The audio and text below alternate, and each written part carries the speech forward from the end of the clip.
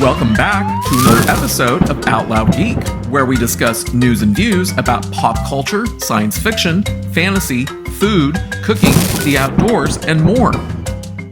It's time once again for another woeful dose of Warner Brothers Discovery. So let me get this straight. Henry Cavill and Gal Gadot are now gone and won't be playing Superman or Wonder Woman ever again for DC Studios. But its new David Zaslav appointed co-CEOs, James Gunn and David Safran, are now intending to keep Ezra Miller on board? Have we entered the Twilight Zone or something where nothing makes sense anymore? No, it's just bizarro Warner Brothers Discovery decisions, probably being heavily influenced by its CEO, David Zaslav. Because we have to remember how much he praised Ezra Miller's movie The Flash after he personally viewed it last summer, and which is scheduled to be released in theaters this coming June.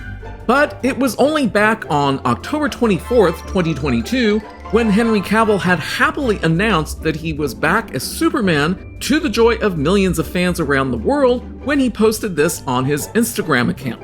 Quote, "I wanted to wait until the weekend was over before posting this because I wanted to give you all a chance to watch Black Adam. But now that plenty of you have, I wanted to make it official. I am back as Superman," unquote. Then, 2 weeks later, David Zaslav picked James Gunn and Peter Safran to be the co-CEOs of his new DC Studios division within Warner Brothers Discovery. In a statement about the surprising move, Zaslav expressed confidence in Gunn and Safran's, quote, "singular and complementary talents," unquote, and excitement at the idea of them shaping the future of Warner Brothers Discovery's various superhero offerings. Zaslav said, quote, "Their decades of experience in filmmaking, close ties to the creative community, and proven track record thrilling superhero fans around the globe make them uniquely qualified to develop a long-term strategy across film, TV, and animation and take this iconic franchise to the next level of creative storytelling," unquote. Then, without warning in mid-December, which was only 6 weeks after taking over as co-CEOs of DC Studios, Gunn and Safran fired Henry Cavill. In an Instagram post, Cavill wrote, "I have just had a meeting with James Gunn and Peter Safran, and it's sad news, everyone. I will, after all, not be returning as Superman. After being told by the studio to announce my return back in October, prior to their hire, this news isn't the easiest, but that's life. The changing of the guard is something that happens. I respect that. James and Peter have a universe to build. I wish them and all involved with the new universe the best of luck and the happiest of fortunes." What a ridiculous mess things are at Warner Brothers Discovery and DC Studios. Then, from Variety a few days ago, when it comes to the DC Extended Universe, which endured the most tumultuous 12 months of any studio division in 2022, its release plan for their upcoming movie The Flash teetered following a series of arrests and meltdowns involving its star, Ezra Miller. And I did a number of videos last year about Ezra Miller's various arrests and meltdowns, as I'm now showing, and the link to the playlist containing them should be visible above. The closely guarded Aquaman deal points were laid bare in the Johnny Depp Amber Heard defamation trial, and then David Zaslav shelved the $78 million Batgirl movie permanently in post-production as a write-down. All of that was apparently just an appetizer for an executive shakeup that landed James Gunn and Peter Safran in the DC's driver's seat.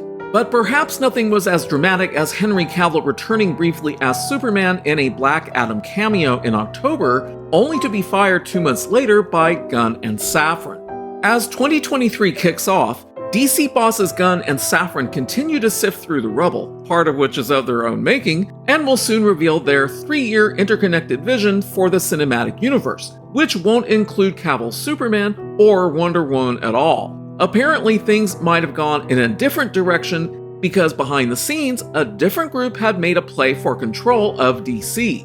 Not long after the Warner Brothers Discovery merger closed in April, which I talked about in several videos last year, Dwayne Johnson directly pitched CEO David Zaslav on a multi-year plan for Black Adam and a Cavill-led Superman in which the two properties would interweave, setting up a Superman vs. Black Adam showdown, sources say. Black Adam producers Hiram Garcia, who is Johnson's former brother-in-law, and Beau Flynn also were part of the brain trust looking to take DC down a new path. Other sources confirmed the meeting but downplayed any discussion of Black Adam's future.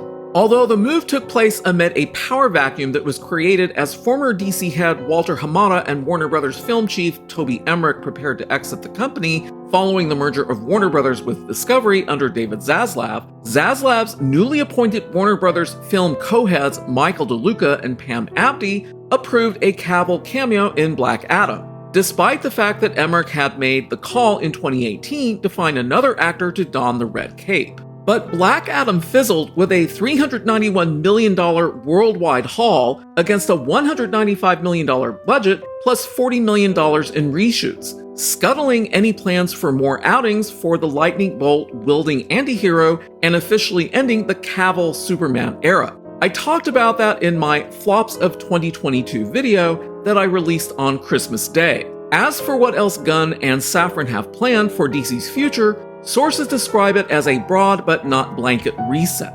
Now, here's the real kicker in this Variety article.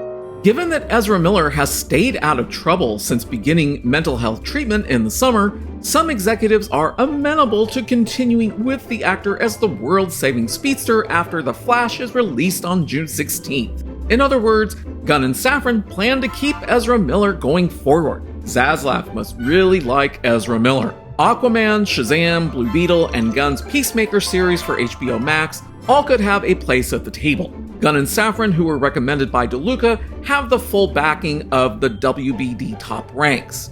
And at the very top of those ranks is David Zaslav. Warner Brothers Discovery and the DCEU are under his thumb. Thanks for watching today, and a huge thanks to everyone who has subscribed to our channel. We appreciate your support. If you enjoyed this video, please press the like button, and please feel free to share a comment. If you'd like to see more of our videos in the future and help support this channel, please press the red subscribe button, and please press the bell to receive notifications for new content. You can also find us on Facebook and Twitter by clicking on the links in the description. Until next time, this is Out Loud Geek.